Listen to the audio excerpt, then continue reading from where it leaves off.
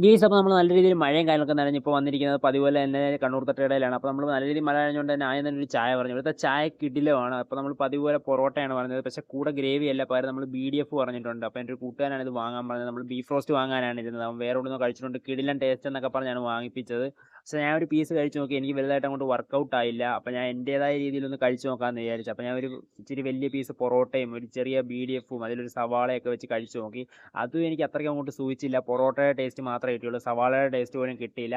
അപ്പോൾ വേറൊരു രീതിയിൽ ട്രൈ ചെയ്ത് നോക്കാമെന്ന് വിചാരിച്ച് പൊറോട്ടയുടെ അളവ് ഇച്ചിരി കുറച്ച്, എന്നിട്ട് BDF-ൻ്റെ അളവ് ഇച്ചിരി കൂട്ടി, സവാളയുടെ അളവ് കൂട്ടി, പിന്നെ ഇവരുടെ സ്പെഷ്യൽ ഗ്രേവി കൊണ്ട് കിടിലൻ ടേസ്റ്റാണ്. നമ്മൾ സ്ഥിരം ഈ ഗ്രേവി കൂട്ടിയാണ് കഴിക്കുന്നത്, ഗ്രേവി ഫ്രീ ആണ്.